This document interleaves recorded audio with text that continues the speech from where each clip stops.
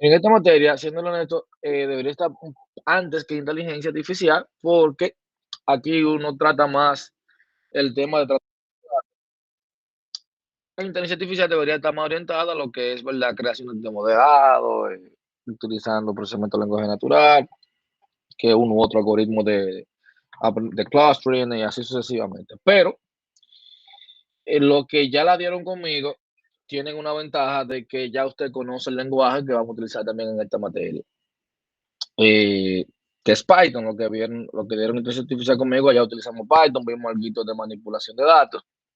Aquí, obviamente, no se va a ver por arribita, sino vamos a graficar, que a profundizar un poquito más que las conexiones de datos, cómo nos conectamos, que quizás podamos ver algunas bases de datos no SQL, cómo manipular algunos datos, algo con SQL, eh, algunas tecnologías de las nubes también, cómo pudiésemos utilizarlas, qué me ofrece AWS, qué me ofrece Azure para temas de ingeniería de datos o analista de datos. Vamos a ver herramientas de visualizaciones.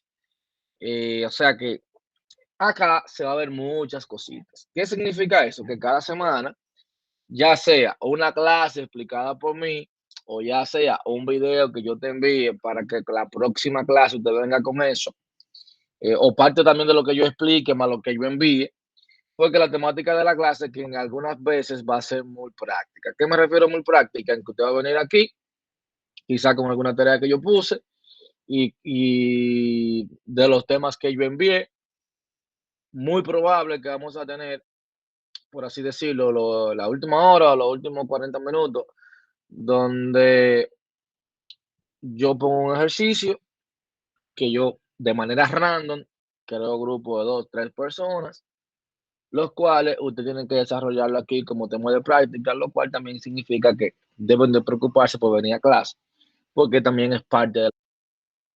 Entonces, la temática viene por ahí, ¿por qué?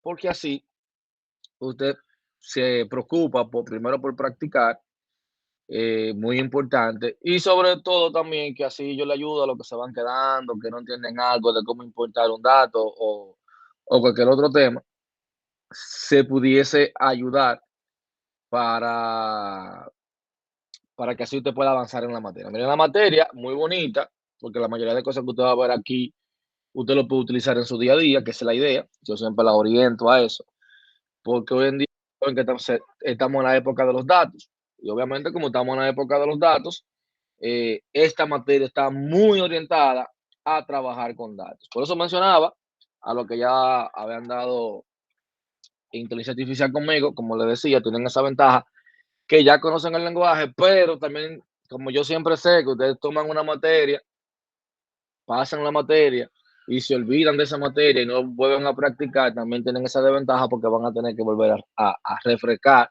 lo que usted vio allá. Entonces, ¿cuál es el reto de esta semana?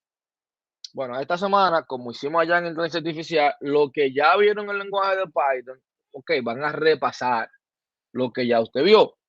Los que no, obviamente yo le voy a mandar un tutorial paso por paso de lo que yo necesito que usted vea de Python. No es, como yo mencioné inteligencia artificial aquella vez, no es aprender Python para, para programación de desarrollo desktop o en ese sentido. Es más bien desarrollar o aprender un lenguaje Python orientado a lo que es ciencia de datos, que Python se orienta más allá. Hay muchísimos, nada más no Python, por cierto, pero uno de los más utilizados en el mercado, que casi siempre te lo exigen y te lo piden, como por lo menos la parte intermedia, viene siendo Python. No es difícil de aprender, usted prácticamente en 2 horas o menos lo va a manejar. ¿Qué es lo que usted se va a concentrar? La parte de las estructuras. Bueno, yo voy a mandar, vamos a compartirlo por acá.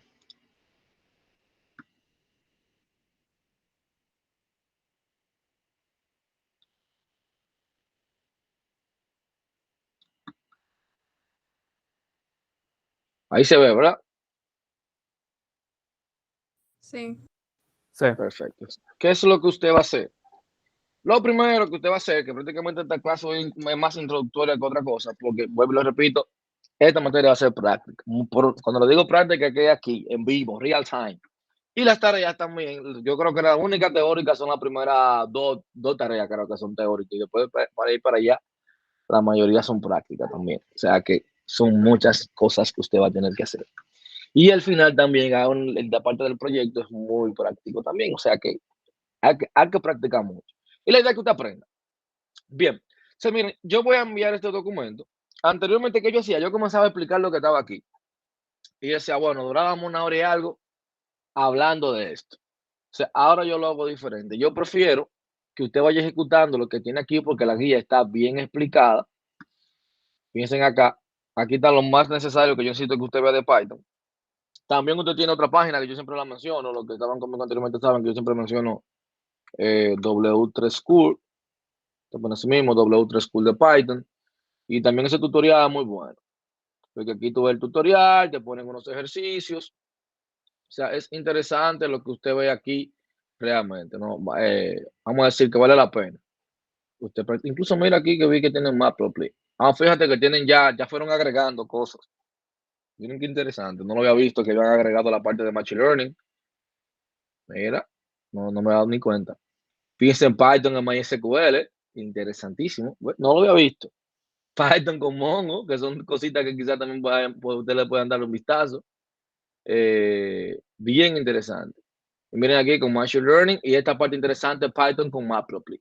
Esto es bien interesante porque aparte de Matplotlib, estaremos trabajando con otro que tú haces unos gráficos chulísimos para el tema de los datos. Las librerías principales, NumPy, Pandas, esas son las principales, Django. O sea que realmente aquí este tutorial está excelentísimo. O sea, cuando usted le da un check it out, usted se puede adelantar los hechos y tener mucha ventaja en esta materia. Entonces, mientras tanto, usted va a tener ¿verdad? A lo que se resuelve el caso. Fíjense que aquí usted va a tener los elementos básicos del lenguaje, te explica lo que es una variable en Python, te va a decir algunas diferencias que tiene con otro lenguaje de programación. Fíjense que aquí en las variables uno no pone el tipo de datos. ¿Por qué uno no pone el tipo de datos? Porque automáticamente, como la variable es un objeto, él asume. Como es un contenedor, si tú dices, que tú guardaste pelota, pues yo soy una caja de pelota. Entonces, aquí en ese sentido hace lo mismo. Tú guardaste un número flotante, quiere decir entonces que yo soy un float. Tú guardaste un dato entero, quiere decir entonces que yo soy un número entero, y así sucesivamente. Él lo asuma por default. Ustedes fijan que aquí uno utiliza punto y coma, que son de las cositas que se pueden mencionar rápido.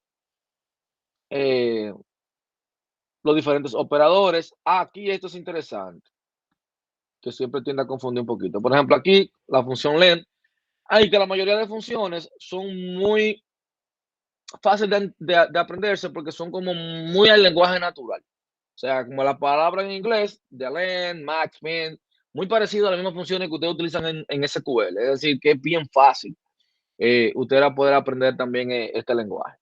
Algo interesante, por ejemplo, fíjate que aquí yo le estoy diciendo que de la palabra psicología me va a imprimir el carácter número 5. Cuando yo le doy a ejecutar, me imprime la L. Si usted dice, si usted cuenta pues, a partir de 1, 2, 3, 4, 5, sería la O, pero eso significa que él inicia en índice 0. O sea, la P se encuentra en la posición 0.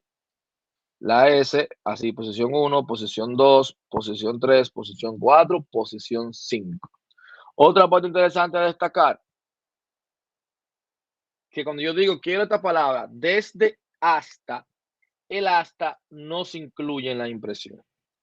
Por ejemplo, recordamos que aquí la L se encontraba en la posición 5. Cuando yo digo imprime de la posición 0 hasta la posición 5, que es lo que significa esto acá, fíjense que no te incluye la última posición, que viene siendo el elemento que se encuentra en la posición número 5. Fíjense qué es lo que usted va a hacer con este documento. Así mismo, usted hace una copia, le hace una copia para que si usted lo va modificando, puede experimentar con él. Si se dañó, ¿verdad? Usted tenga esa copia y ahí no tenga ningún inconveniente. Otra parte interesante, fíjate que aquí me está diciendo que dentro de estos corchetes, yo puedo trabajar con el tema de expresiones. Fíjese aquí diciendo, mira, yo quiero que tú inicies en la posición número 5 hasta el tamaño de la palabra psicología. O sea, estoy poniendo una expresión para yo lograr un resultado. Lo mismo viene con las expresiones, los comentarios, que es con el signo de número, entrada de información, que es con el input, ahí te va aplicando prácticamente todo. Las expresiones booleanas, los principales operadores, igual, que es con doble signo, eso ya viene siendo de comparación. Que es igual a Y. Ya cuando es uno solo viene siendo asignación, ya no viene siendo ni operadores. Diferente de mayor que, mayor igual, menor igual. Si ese elemento es igual a este, si ese elemento no es lo mismo que el otro, o sea, yo tengo is y is not, viene siendo. Operadores lógicos, lo mismo que todos los lenguajes de programación, not and or, igualito como ustedes lo utilizaron en C++, como lo utilizaron en el diagrama de flujo, en C#, JavaScript, en cualquier lenguaje de programación. Al final, recuerde que son operadores lógicos. Su funcionalidad, sus reglas son las mismas. Aquí no cambia. O sea, por eso ni voy a entrar en ese tema, porque me imagino que a esta altura de juego ya usted sabe lo que son operadores lógicos. Las estructuras de control. Usted va a tener condiciones. Piensen acá. Usted va, como dice ahí, va a tener un if. Fíjense la diferencia, que aquí yo no utilizo ni paréntesis ni utilizo llaves. Lo único que yo utilizo es los dos puntos. Muy importante, fíjense que aquí yo lo que tengo es un espacio que mayormente se llama indentación. Si yo ejecuto eso así, por ejemplo, me dice que yo tengo un indentation error, o sea, que tengo un problema de indentación. Entonces, ¿cuál es lo que yo debo de hacer? Le puedo dar 4 espacios, por ejemplo, 1, 2, 3, 4, y ahí me funcionaría. O para hacerlo más rápido, le doy a la tecla Tab y también ahí me daría esa indentación que yo necesito.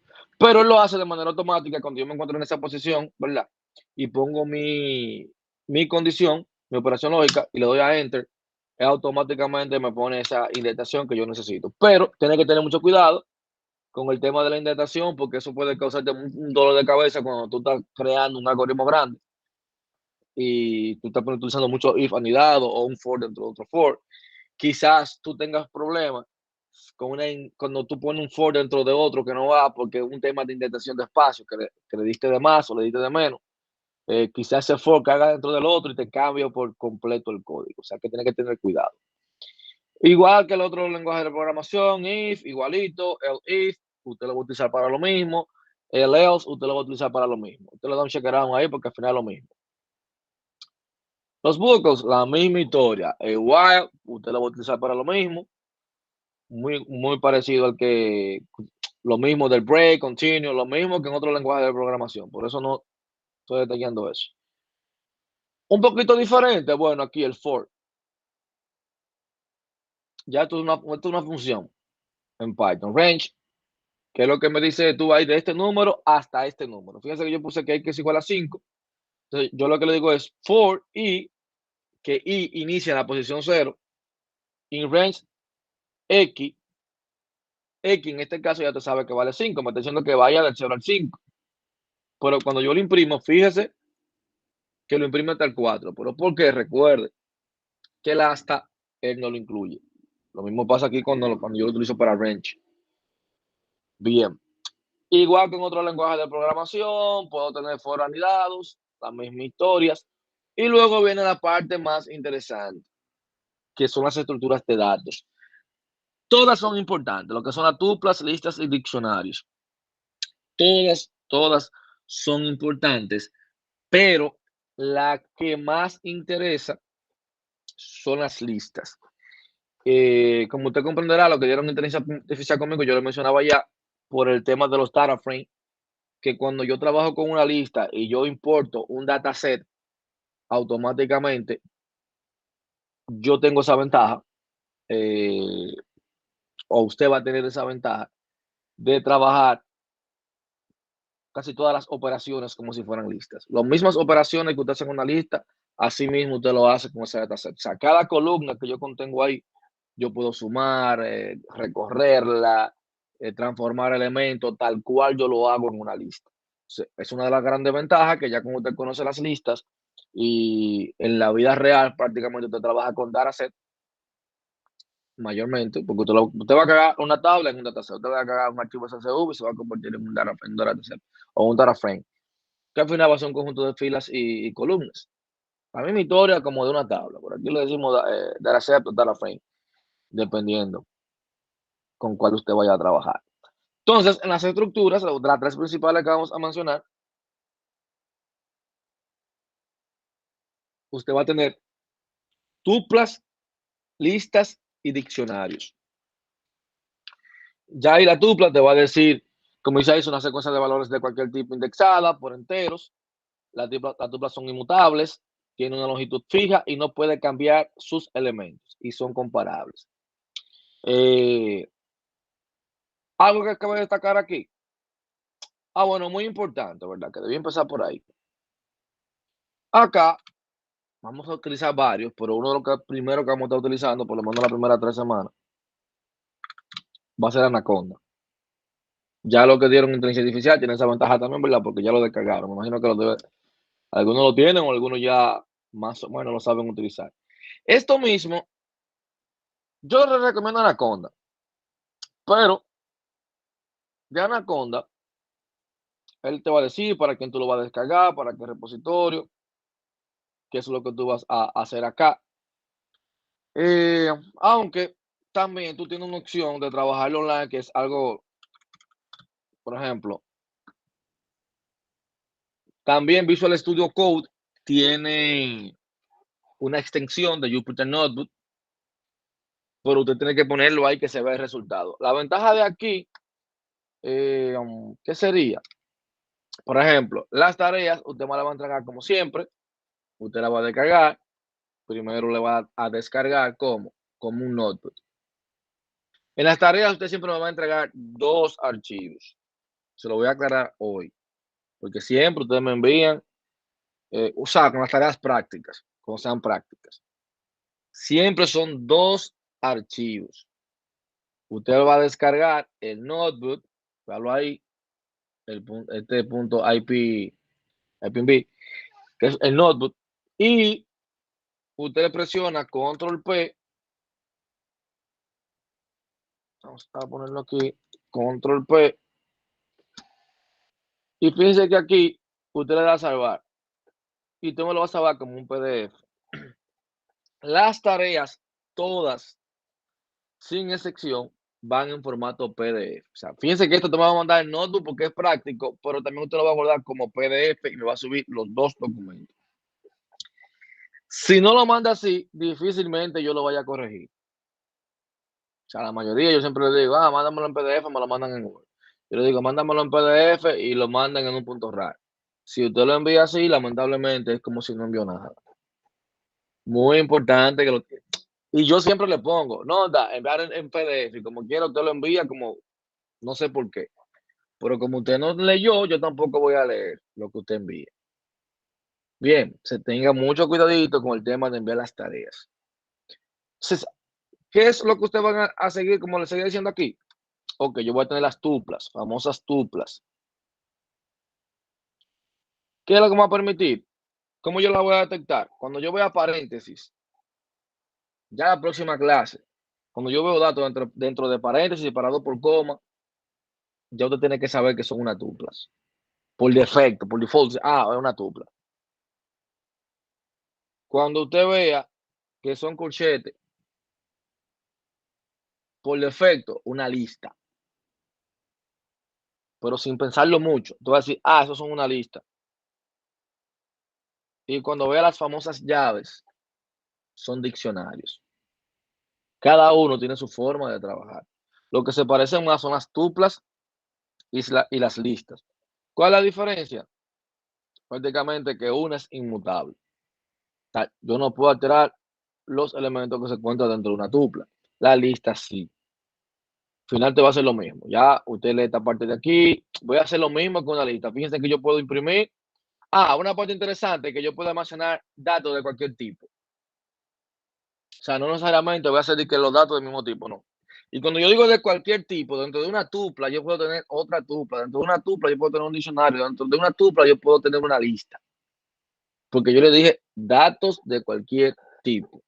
Pero la particularidad de la tupla, fíjense en que yo la guardo como con paréntesis, pero para yo acceder a ella, yo utilizo los corchetes. Aquí yo estoy diciendo, mira, yo quiero el elemento que se encuentra en la posición 0.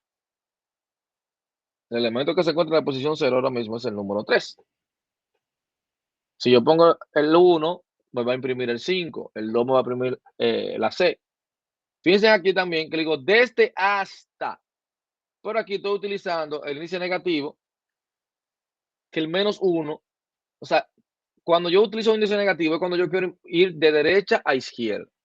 En este caso, E es menos 1, D sería menos 2, C sería menos 3 y así sucesivamente. Por eso usted ve que decía desde hasta. Aquí, el elemento que se encuentra en la posición 1, yo quiero que tú le pongas el valor 45, es decir, que el 5 tú me lo sustituyas por el 45. Pero no va a funcionar porque recuerde que yo le dije que las tuplas son inmutables. Es decir, yo no puedo cambiar su valor a los elementos que se encuentran ahí. Entonces, las listas sí ya es lo contrario. Ya yo voy a tener una secuencia de valores. Déjalo ahí. Voy a tenerlo por corchete. De cualquier tipo también, fíjense, de cualquier tipo. Voy a acceder igual por su corcheta. Yo quiero el elemento que voy a imprimir, el elemento que se encuentra en la posición número 2. Cuando digo el elemento que se encuentra en la posición número 2, recuerda que tengo 0, 1, 2. Entonces, por eso me imprime el 30. Lo mismo pasa aquí. Ya aquí, yo sí puedo asignar valores. Declaro una lista con dos valores, 17 y, 20, y 1, 23, y le digo que el elemento que se encuentra en la posición número 1 lo voy a sustituir por el número 5. Entonces, cuando yo lo imprimo, automáticamente tengo aquí y me lo sustituyó. O sea, el 123 que se encontraba en la posición número 1 me lo sustituyó por el número 5. Aquí también te dice que yo puedo contener cualquier elemento. Cualquier elemento. Y fíjense aquí como yo tengo una lista dentro de otra lista. O sea, esa lista, yo tengo un elemento que se encuentra en la posición 0, en la posición 1 y en la posición 2. Ahora, si voy de derecha a izquierda, sería el elemento de la posición menos 1. Si yo lo imprimo, obviamente, solamente me va a imprimir ese elemento. Pero, si yo quiero el 4, yo le diría, mira, yo necesito el elemento que se encuentre en la posición 0, 1. El elemento, esa lista se encuentra en la posición número 2. Pero de esa lista yo quiero el número 4. Entonces el 4 dentro de esa lista se encuentra en la posición 0. Eso es para yo obtener el número 4 de esa lista. ¿Se entendió eso ahí o se confundieron? Pueden gritar. Entendido. Perfecto. Entonces, y así sucesivamente usted va a encontrar muchos métodos, los slides, cómo yo recorro una lista desde hasta, cómo borro un elemento de una lista utilizando delete, cómo hago una suma de una lista, cómo consigo el máximo, el mínimo. Sí, muy parecido, José, exactamente a la matriz. Cómo recorro una lista utilizando un for. Prácticamente, cómo elimino un elemento utilizando pot. Yo lo que quiero es que usted se siente a leer y que usted lo va, usted lo va corriendo, el notebook. Usted le de ejecutar, esto para que usted lo dañe. Entonces yo le digo, hágale una copia para que usted modifique y le diga, si yo hago esto, si yo hago lo otro. Pero muy importante esa parte. Déjame ver qué más interesante aquí. Estas son listas comprensivas. Miren, esto se utiliza muchísimo, la verdad. Cuando usted busca muchos tutoriales ya un poquito más avanzados en Python, que tienen código y demás, la mayoría va a estar como en este formato. O sea, usted va a tener, pero va a haber mucho código que están utilizando las listas comprensivas. ¿Por qué? Porque te ahorran código, es lo primero, y ya cuando tú estás un poquito más avanzado en Python, lo interpreta mejor. Por ejemplo, fíjense que aquí, este for, si yo lo puedo representar, lo puedo de derecha a izquierda. Si yo quisiera tener ese for de la forma como va, yo primero tendría que tener una lista. o decir for, por ejemplo, x en, ahí pongo mi lista, luego pongo los 2 puntos, luego tengo que utilizar la impresión y luego tendría que, peor aún, tendría que poner aquí lista, sería igual, por ejemplo, a x. Fíjense bien, si lo quiero imprimir también la misma historia, poner un print para imprimir la lista. O sea, yo malgastaría más líneas. Entonces, ¿qué es lo que ellos te dicen? Es más fácil que yo te diga, esta X me va a representar obviamente el elemento que yo estoy tomando aquí. Entonces él me dice for X in, que es esta lista que está acá, tú me lo vas a guardar aquí. O sea, esa X que me guarda, esa X va a representar ¿qué? El elemento en la posición 0, el elemento en la posición 1, el elemento en la posición 2. Se piensa aquí que se pone más interesante. Aquí yo le estoy diciendo, mira, para los elementos que están en esta lista, para que usted vea cómo que se lee, pero yo primero voy a validar si ese elemento es mayor que 3. O sea, para los elementos mayores que 3, que 3, que se encuentran en esta lista, tú le vas a sumar 5. Mire bien. Déjame aceptar a alguien que quiera entrar ahí. O sea, aquí yo le estoy diciendo todos los elementos que sean mayores que 3, que estén dentro de esta lista, yo le voy a sumar 5. Entonces, y me lo va a guardar. Si yo lo fuese a hacer, fíjense ahí que nada más fue 9 y 10. ¿Pero por qué? Porque 4 es mayor que 3, él viene y le suma 5, 9, y 5 es mayor que 3, le suma 5, 10. Eso para que usted vea cómo se interpretaría esto. O sea, yo comienzo de aquí de derecha a izquierda. Ah, ¿es mayor que 3? 1 mayor que 3, no. ¿Es mayor que 3? No. ¿Es mayor que 3? No. ¿Es mayor que 3? 4. Ah, sí. ¿Qué es lo que voy a hacer con eso? Entonces vengo para acá. Ah, tú le vas a sumar 5. Ah, perfecto. Y lo vas a guardar en esta variable que se llama lista. Y así sucesivamente, usted va a topar con muchas expresiones. Usted lo corre, usted interpreta qué es lo que está haciendo, pero la idea es esa. Dígame, Víctor.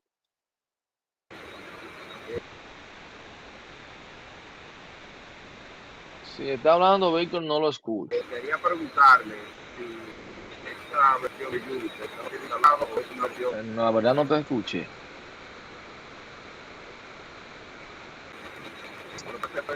Ahora te, un poquito mejor. Ahora te escucho un poquito mejor. Ok, le decía que si esa versión de Jupyter es instalada o es web. No, esta está instalada. Esta es desde Anaconda.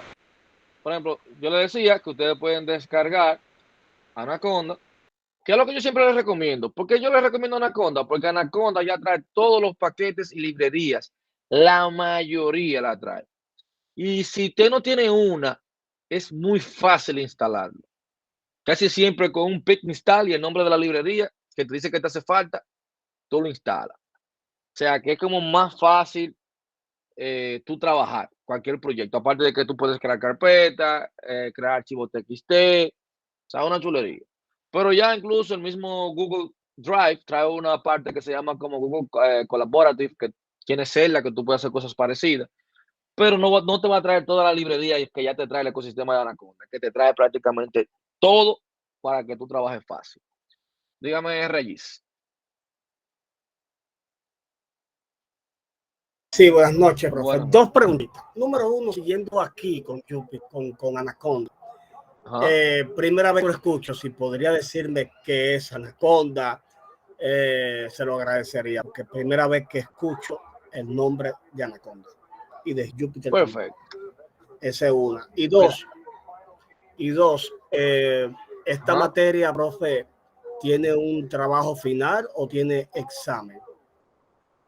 lamentablemente, Reyes, las dos. Yo he luchado para que me permitan, voy a ver si me lo permiten. Anteriormente yo era muy rebelde con eso de dar pruebas, porque a mí no me gustan las pruebas. A mí me gustan más los proyectos. Pero la universidad te exige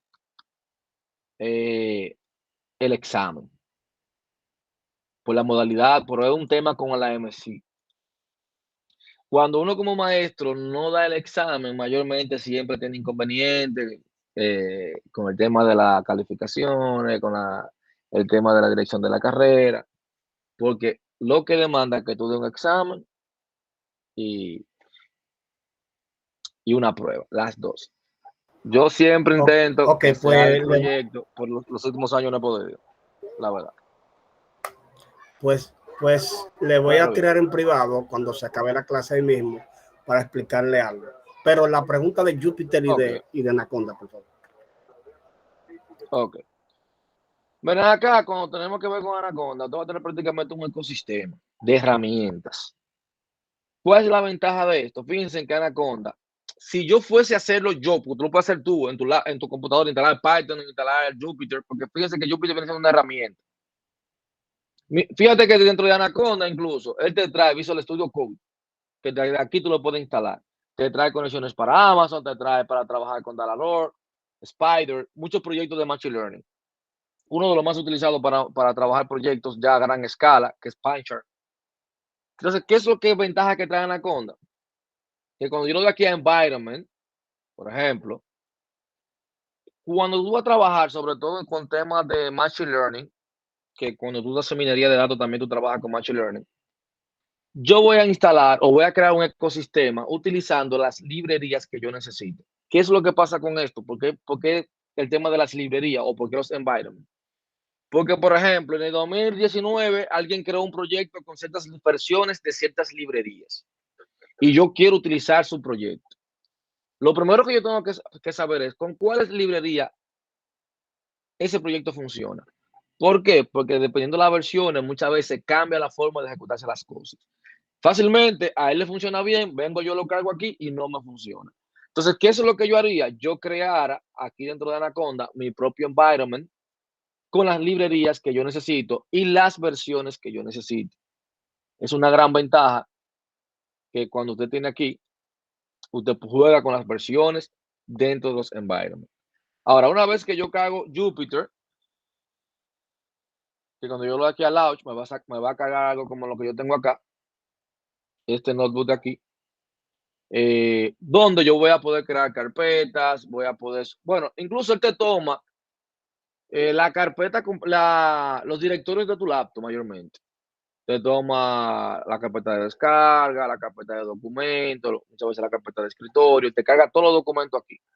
Entonces, cada celda de esta, tú vas a tener tres tipos. La de código, que ya cuando tú, fíjate cuando dice que está en código que tú puedes programar. Aquí yo puedo fácilmente decir, mira, 2 más 2, y más decir que son 4. Ahora bien, hay una de Markdown, que aquí es para yo documentar.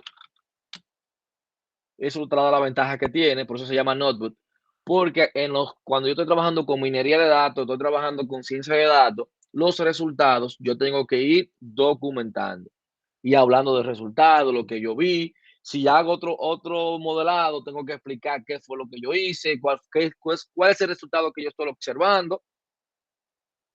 ¿Qué es lo que usted vio en inteligencia artificial de algunos clustering? Usted va a continuar fácilmente aquí aplicándolo ya también para algunos proyectos de predicciones. Lo que dieron inteligencia artificial conmigo, no sé, bueno, lo demás tendría que ver si vieron algunos temas de predicciones, pero en caso de también no hay problema, porque ya tengo clase de eso y pudiésemos discutirlo, hablarlo, verlo y así sucesivamente. Y ya tiene otra que los de Hidden para yo ponerle los títulos en caso de que yo que tengo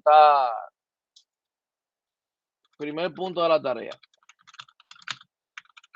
por ejemplo.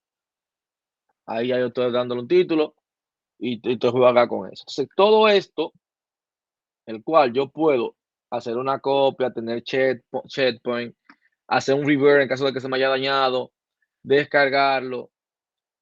Todo esto es para yo programar aquí. O sea, ¿qué es la ventaja que yo voy a tener acá? Que yo voy a poder conectarme a una base de datos SQL, me voy a poder conectar a un archivo en la web y todo lo puedo traer aquí al mismo espacio, al mismo notebook y trabajar y combinar todas esas cosas. O sea, aquí mismo yo vengo, importo, me conecto a SQL y traigo toda la tabla, pero fácilmente también yo llevo esa tabla a un data frame y comienzo a trabajar con lo que yo aprendí de los comandos de Python. Pero también puede utilizarse TCSQL aquí mismo. O sea, que son de las cositas maravillosas que tiene. ¿Hay herramientas más poderosas que Jupyter? Claro que sí, mucho más, que es como Databricks, que viene siendo el papá para ese tema de trabajar con diferentes tecnologías. Pero, como mismo, ¿verdad? Tiene los poderes, así mismo es de costoso. Eso nada más se puede dar el lujo a las empresas grandes que trabajan con muchísimos datos y que le sacan provecho a esa minería, porque al final tú lo que quieres es sacarle provecho a esa minería, se puede dar el lujo de costear una herramienta de ese tipo. O sea, ahí, pero es sencillo, simplemente te viene aquí a Google, escribe Anaconda Python, te voy a poner así mismo, Anaconda Python, y le va a salir para que usted descargue para su distribución de su computador. Usted puede poner descargar y le va a salir prácticamente para que usted lo descargue. Y de todo lo que te ofrece, por ahora, fíjense que tú tienes otro que es Jupyter Lab, y este es para trabajar directamente en la web. Pero usen el Notebook, este Jupyter Notebook. También tiene RStudio, que se utiliza muchísimo en minería también, es otro mundo, lo de R. Pero como ya lo que estaban en inteligencia, ya vieron la mayoría Python conmigo ya, yo la continúo esta materia también con Python para no complicar la asistencia. Lo que sí van un poquito, quizá, un poquito más forzado, viene siendo lo mismo que están bueno, los que no dieron inteligencia artificial conmigo, pero que es una tontería, porque que les dije, le voy a enviar el tutorial para que así nos vayamos poniendo el día. Y la mayoría de prácticas que la estaremos haciendo en clase, tampoco va a tener ningún tipo de problema. O sea que va a salir a flote sea como sea. Bien, entonces, dentro de esto, dentro de la lista, diccionarios, las funciones en Python, ya usted sale esa parte de cómo hacer una función, viene siendo la misma historia, lo único que cambia la sintaxis un poquito. Entonces, ¿cuál es la parte interesante? Esta de aquí. Importar módulos, ya algunos saben lo que dieron interés conmigo, otros no van a saber. ¿Cuáles son los módulos más importantes? Pandas, NumPy. Adelante vamos a esos tres, que son los más comunes. Ustedes recuerden que yo mencionaba Pandas, cuando lo buscamos acá, que tiene su documentación, yo siempre les recomiendo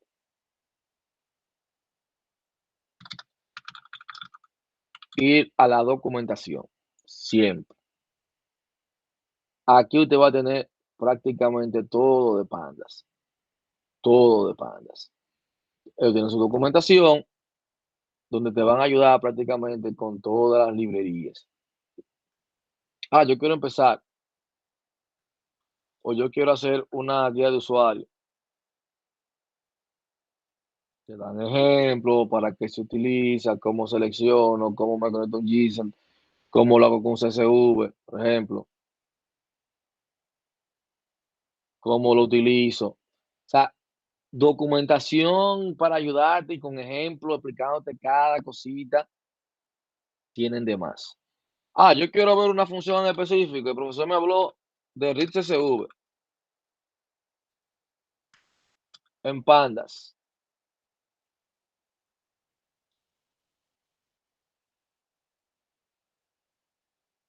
Fíjense acá. En inteligencia artificial, mayormente, ¿qué yo hacía? Yo no te exigía mucho. Yo te ponía, mira, un documento, cárgalo y ya. Pero ya aquí se supone que vamos a profundizar un poquito más. Lo que significa que fíjense que el read CSV nada más de Pandas, todos los parámetros que tiene para tú trabajar con los documentos que tú vas a importar. Lo que significa que cuando tú hablas de importación de documentos, no es que tú te lo vas a aprender, porque yo no me lo sé. Yo voy a manejar lo que más utilizo. Ahora bien, yo lo que tengo que estar claro es que cuando me hablan a mí de importar un documento, yo utilizo Pandas. Incluso hay otros más poderosos que Panda, pero ya eso es para trabajar ya con datos descomunales. pero para lo que usted hace aquí, Panda le resuelve. Fíjense que yo tengo pandas. Pero trabajar con pandas, que es la parte interesante de acá, hay muchísimas opciones al momento de yo importar datos. Yo mencionaba bien que cuando estábamos importando datos, hay una parte que se llama el proceso ETL. A ver si no me quiere escribir ahora. Vamos a ver.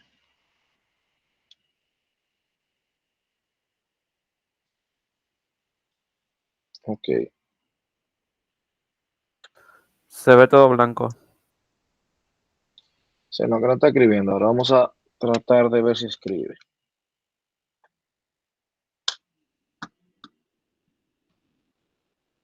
Tengo un lapicero muy bonito, pero ahora no quiere nada. Pero está bien. A lo que se decide escribir, haga algo que se llama el proceso ETL. Que viene siendo extracción, transformación y carga. ¿Qué es lo que trato de decirte? Mira, si tú tienes un dataset, que siempre va a ser así, yo tengo una fuente de datos. ¿Cuál va a ser el tipo? De cualquier tipo.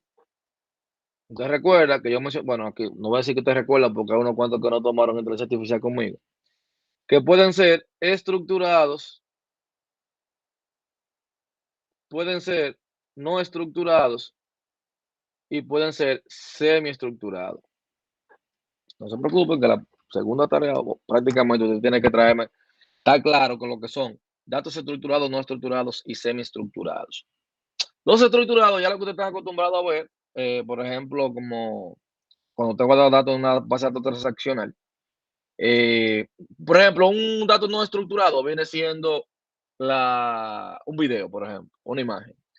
Ya un semiestructurado, un archivo XML, porque tiene estructura, un formato definido, ¿verdad? Pero no es una data con la cual tú puedes relacionarla fácil o manipularla fácil, para que más o menos usted le llegue a la idea de cada dato. Entonces, cada uno va a representar una forma de dato, ahora eso va a ser dentro de la fuente. El tipo a mí no me importa. O sea, dentro de lo estructurado, no estructurado y semi, tú vas a tener entero, flotante, etcétera, etcétera, etcétera. Pero el tipo de dato a mí no me va a importar. ¿Por qué? Porque yo voy a tener la herramienta necesaria para esa fuente de datos, yo extraer, o sea, extraer los datos que yo necesito, transformarlo, es decir, cuando venga esa transformación es eliminar lo que yo no necesito, las columnas que yo no necesite, cambiarle el tipo de datos, muy importante, utilizar el tipo de datos correcto, los valores vacíos que estén, completarlos, los outliers muchas veces eliminarlos, porque aquí es muy importante que esa data esté limpia para luego entonces que yo hago la transformación, que ya yo creo que está todo listo con lo que yo quiero hacer. Entonces ahí viene la famosa carga. ¿Dónde yo lo voy a cargar?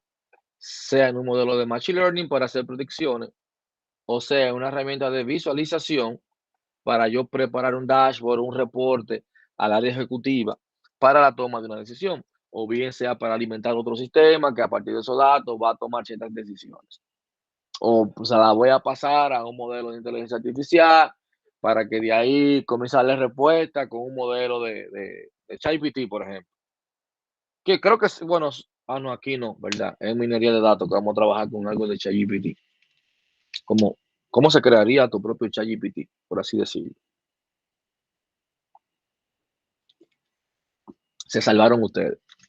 O más bien se perdieron eso, ¿verdad? Porque tampoco es que sea complejo. Pero no se preocupen que esa clase después que le interesa, en el canal de YouTube, yo siempre subo todo al canal de YouTube, toda la clase, independientemente de que usted tenga un grupo o en otro. Entonces ahí, cuando yo la subo, también usted le puede dar un check out y puede aprender de eso. Bien, entonces, parte importante de esto. Miren, acá esta materia que se llama minería de datos. Creo que usted tiene una presentación. Yo creo que sí. Déjame ver.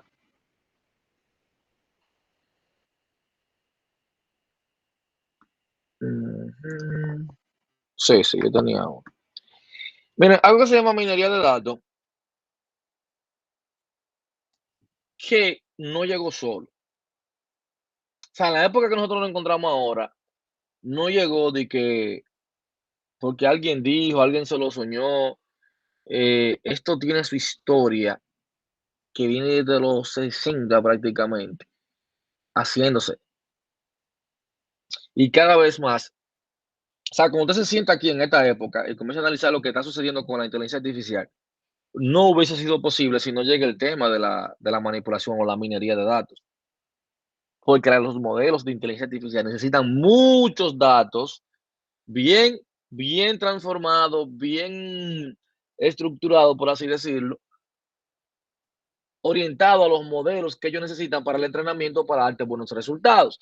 Lo que significa que si yo no hubiese tenido las herramientas, si no hubiese pasado la época de la analítica de datos, era imposible que llegáramos a la era de la inteligencia artificial.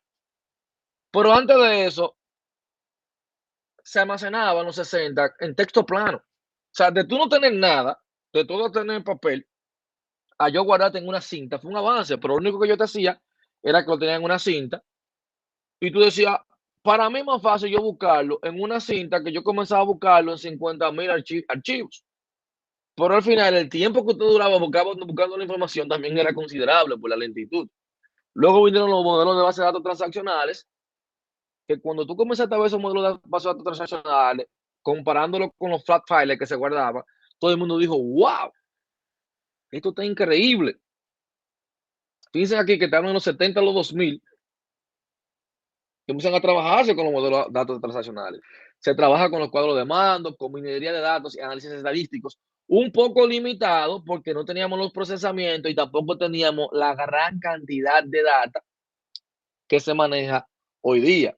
Señores, que en el 2013 prácticamente lo que se generó de data, creo que no se había generado en los últimos siglos. O sea, según vamos a decirlo así, a mediados del siglo XXI, en la mitad, se generó data prácticamente para combatir lo que venía de historia del mundo, solamente en ese lapso de tiempo.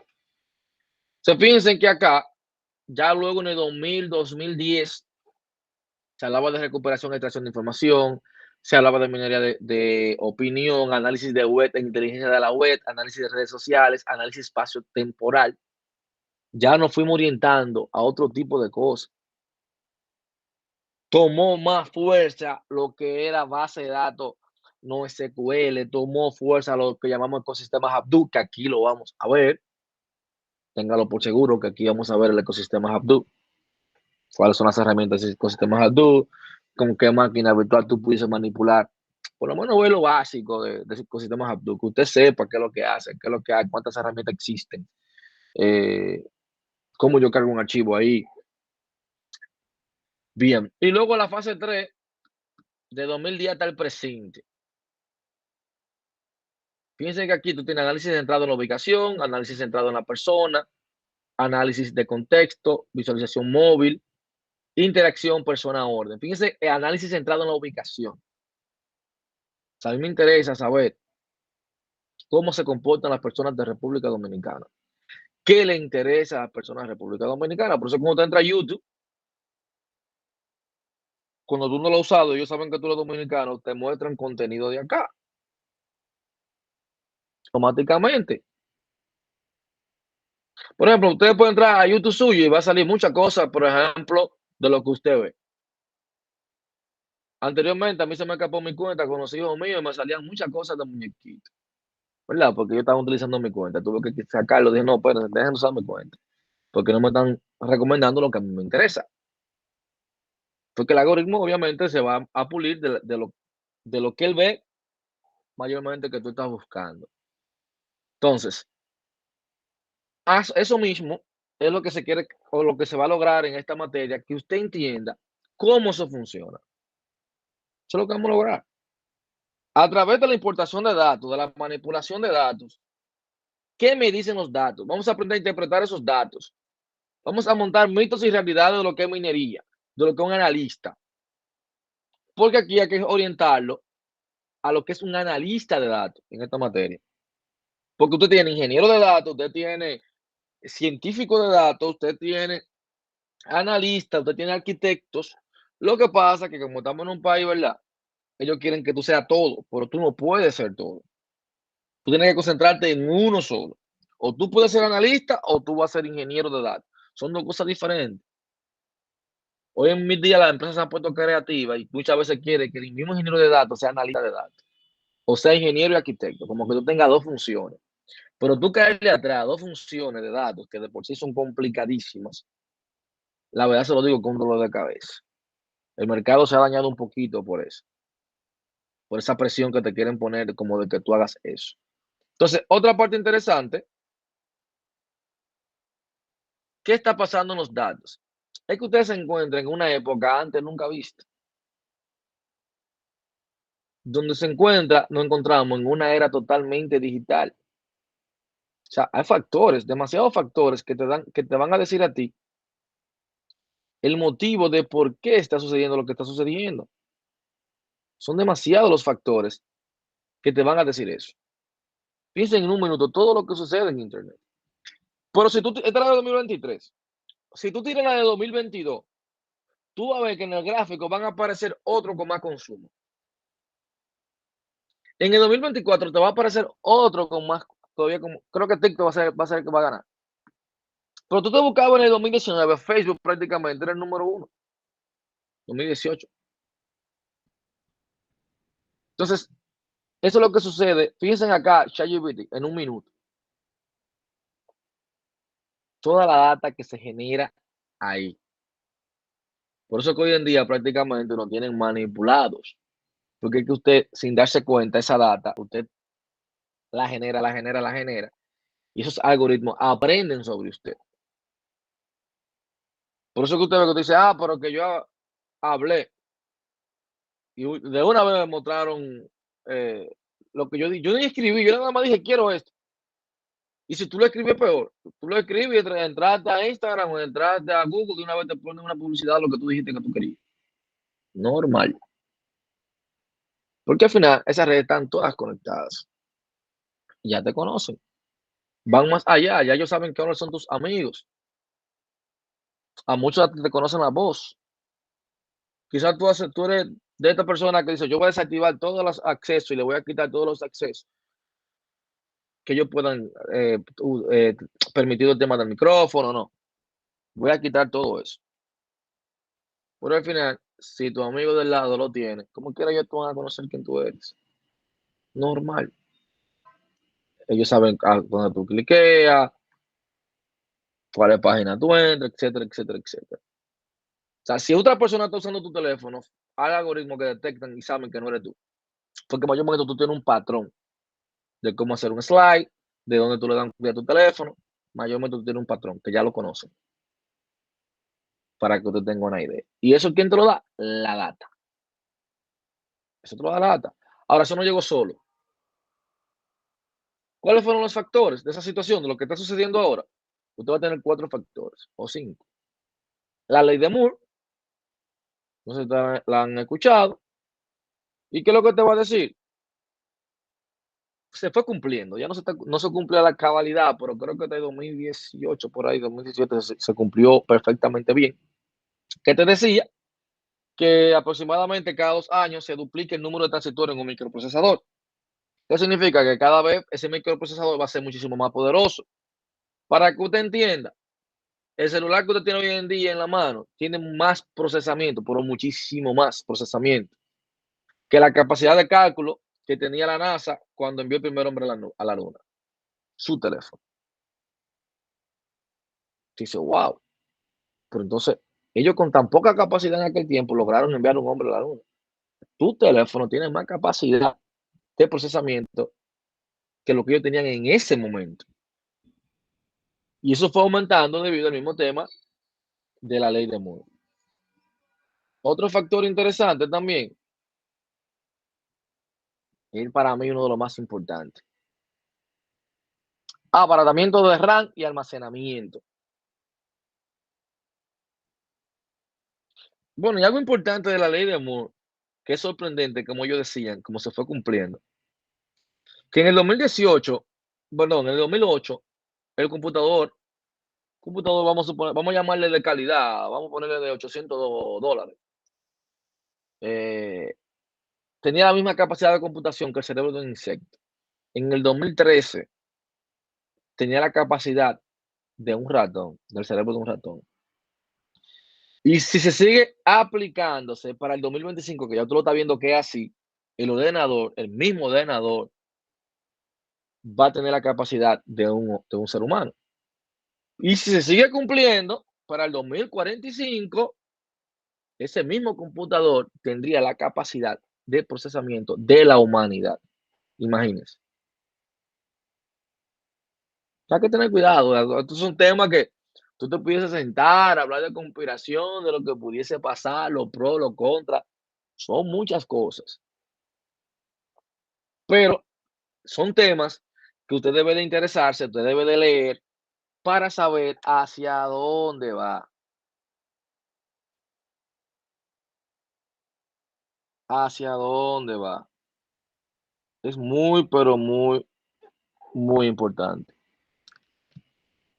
que lo tenga. Entonces, una parte interesante, esta de aquí, abaratamiento de RAM y almacenamiento.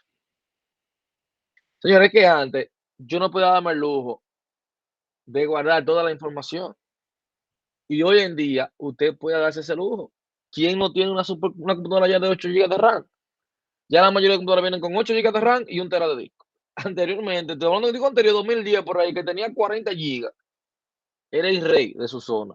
Que tú tienes 40 GB de disco y que tú tienes 2 GB de RAM. No, tú jugabas hasta videojuegos, normal, tú eso era una super máquina, para que te vean cómo van cambiando las cosas. Un disco duro de esa magnitud te costaba fácilmente 5,000 pesos. Hoy en día, baratísimo todo. Hasta O sea, 20 todo el gigas, mundo, disculpe que interrumpa. claro, como dice David, así mismo es. Ya la mayoría de ustedes tienen computadora gamer, que anteriormente una PC gamer era un ojo de la cara, ya tú consigues una en 40,000, 50,000 pesos. No te voy a decir que la última generación, pero yo recuerdo que recientemente yo compré una como en $370. O sea, compré el case con una tarjeta gráfica, pero ahí yo para probar, no te va a dar que todos los frames del mundo, pero te puse un par de juegos de que para ver cómo se movía, ver su capacidad, y funcionó bien. Y para yo simular, que era para lo que me interesaba, eh, servidores, para simular redes, subir muchas máquinas virtuales. Oye, eso no pestaña, la aguanta toda la que yo le ponga. Dígame, José.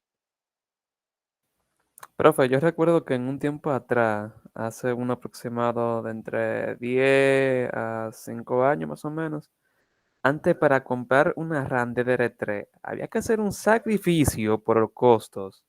Y no solamente eso, también está el tema de que tanto esa parte de la RAM y disco duro ha bajado, pero también ha evolucionado. O sea, ahora tenemos RAM que DDR4 que va a 4000 MHz por segundo, disco duro SSD, disco duro SSD M.2. Entonces, Sí, aparte de todo eso, también tenemos que la tarjeta gráfica también bajó el costo. Que en ese momento, pues, literalmente una sola tarjeta gráfica costaba lo que cuesta un ordenador. sí, ya estaban a 1,500, 2,500. Yo recuerdo que estaba bien fuerte por el tema de la cripto. Esa Sí, yo, tarjeta, esos precios subieron a la nube. El que tenía esa tarjetita, no recuerdo el nombre, que costaban como $700, porque se pusieron escasa, como a 2,000. Que tengo una 1080 Ti, o sea, de la MSI 1080 Ti X Gaming Trio, que esa era una versión OC. Esa tarjeta se compró en 50,000 pesos y en pandemia se llegó a vender una sola en 100,000. sí, estaba bien interesante ese mundo ahí en ese momento. Y mira que la mayoría ahora por decirte así, chat, a ustedes tener esa tecnología en la mano, hay más personas haciendo procesamiento de datos. Por eso fue que como que la inteligencia artificial y los procesamientos de datos, Big Data, no es casualidad que nos encontremos en esta época. ¿Por qué? Porque ya todos, porque anteriormente, ¿quién se iba a comenzar a guardar y qué documento? Tú veías una película y tú la borrabas automáticamente. ¿Por qué? Porque tú no tenías el espacio. Las fotos, el que tenía fotos anteriormente, no es como ahora que tú la subes al Drive, que esto, que no, no, no, no, no. Tú tenías fotos y muchas veces tú necesitabas el espacio y tú lo que tenías que comenzar a borrarla. O guardarla en CD y que no era que te iba a coger tanta foto, porque imagínate tú si tenías 800 megas y era un tema. Realmente, eh, tú podías almacenar. Le salía demasiado costoso a las empresas poder tener data de ellos mismos almacenada que pudiesen utilizar. O sea, otra que podemos mencionar, la digitalización. Es que cada vez más somos un mundo digital. O sea, anteriormente, ¿qué es lo que tú utilizabas? Una de estas. Luego la de esto prácticamente que murió por una laptop. Luego la laptop prácticamente murió por una tablet. Luego la tablet prácticamente murió por un teléfono. Anteriormente todo el mundo se movió de la de esto para una tablet, para una laptop. Todo el mundo andaba en su laptop y generaba más información porque tú te podías mover. Luego la mayoría, para tú trabajar y hacer muchas cosas que te hacía la laptop, tú las hacías en tu tablet. Y hoy en día la mayoría de cosas tú las haces de tu teléfono. La mayoría. Anteriormente la gente le tenía miedo a la tecnología. Tú te pones a pensar, las personas que compraban con tarjeta de crédito antes de pandemia y después de pandemia, después de pandemia, el mundo cambió. Por un lado fue bueno. ¿Por qué? Porque yo siempre menciono eso, que los de Guapa, yo decía, los de Guapa estamos viendo el mundo arder a nivel universitario. Porque para los que estaban en Guapa, ¿qué te digo? Era normal. Estábamos en nuestras aguas. Ahora, lo que eran de otras universidades, era un caos, porque no estaban acostumbrados a ese Pero formato, la los profesores no sabían pandemia, qué hacer. los- Ajá, sí, disculpe, sí, te escucho, profe, Rey. pero gracias a gracias a la pandemia por un lado, porque sabemos las cosas negativas que trae. Pero yo conocí la UAP, para la Guapa fue por la pandemia. O sea, yo conocí el santo grial en cuanto a educación para gente que trabaja. Fue por la pandemia a la Guapa, porque se me hacía muy incómodo trabajar y estudiar al mismo tiempo. Y esta educación a distancia es lo mejor que me ha pasado para yo continuar con mi carrera. No, y te digo que es bien interesante el formato, el mismo formato Guapa, que la verdad yo lo digo, que con el tiempo va a ser mejor porque seguirá mejorando. Todavía hay muchas cosas que se están pensando hacer, como el tema de los laboratorios virtuales, que son cosas que todavía tienen que mejorar. Y se está trabajando duro para lograr, porque ya se han hecho muchas propuestas para el tema de los laboratorios, que tengan como más laboratorios más cercanos a la realidad. Y creo que con Dios mediante se va a lograr, porque se han hecho muchas reuniones con respecto a eso. De que yo no puedo asumir que tú tienes una super máquina para yo ponerte una super tarea. Entonces, si queremos llegar a lograr lo que queremos, vamos a tener que también la universidad en esa parte, apoyar al estudiante, y ellos están muy, muy, muy, muy dispuestos a hacer esa parte. Dígame, Rosalía. Facilitador, con relación a eso, a la digitalización en las universidades. Recuerdo que antes de la pandemia, mi madre estudió en UAPA y siempre le decían, como jóvenes de mi pueblo, decían como que una señora ya mayor estudiando en una universidad donde todo se hace por laptops, o sea, como o sea, que ella le veía, como que eso no aprendía, que eso Eh, no era algo que enseñara a un estudiante. Y al final, cuando llegó pandemia, pues le dieron la razón a ella totalmente. te lo digo que yo no me he vuelto a sentar en una aula. Físicamente, cuando a mí me hacen de un curso de que hay que ir presencial, yo lo pienso 20 veces, porque yo digo, pero es que es virtual. Tengo que hacer falta aquí, siéndote sincero, que toda nuestra casa tenemos un buen internet y que sea por regla que todos deberíamos tener la cámara encendida. ¿Por qué? Porque cuando tiene la cámara encendida hay como más interacción hacia el estudiante, tú vas a estar distraído. Es como, pero si yo, por ejemplo, en este caso, enciendo mi cámara, transmito a la pantalla, a muchos de ustedes que no tengan un buen internet me va a escuchar a mí como cortado, porque te estoy proyectando una imagen, te estoy hablando, te estoy poniendo un video. Pero que con el tiempo todavía va a ser mejor. Eh, y fíjense que la virtualidad prácticamente se vino a dañar. Y yo lo digo, Guapa le lleva años luz con la estructura que tiene a muchísimas universidades, es la realidad, con este modelo de virtualidad. porque tienen un buen monitoreo, saben si tú publicaste una tarea no la hiciste, te llaman, o sea, hay un seguimiento bien interesante que la verdad cada vez más yo entiendo que vamos a mejorar, que es lo que yo quiero que se logre, porque yo lo que necesito, por ejemplo, en esta carrera, muchos laboratorios, eso es lo que yo necesito, que se pueden hacer porque yo estudio, te lo puedo decir desde 2016, yo todo lo que hago, mayormente todos los cursos son virtuales, pero me ponen unos laboratorios, ya ustedes saben, de la NASA, y me dan el acceso a esos laboratorios, que tú aprendes muchísimo, las cosas se te quedan grabadas, es una chulería, la verdad. Dígame, Rosalén. Por último, recuerdo que el año pasado, creo que al inicio, hicieron una reunión, la rectoría de la universidad, con nosotros los ingenieros, para convencernos que fueran a presencial. Y eso ha sido imposible. O sea, nosotros vemos una materia presencial y la obviamos. Ya Sí, de porque, la pandemia, yo nunca he ido a tomar una asignatura presencial y me he acostumbrado a lo virtual. Entonces, ya no le veo sentido a la y fue, presencialidad. y fue lo que nosotros le planteamos a ellos, que en presencial en el aula, por ejemplo, pues usted está copiando, tirando fotos, se le queda el video grabado. Y además, usted como quiera al aula, ¿qué usted va a tener que llevar? Una laptop. Ya usted de su casa no tiene que llevar moverse con una laptop.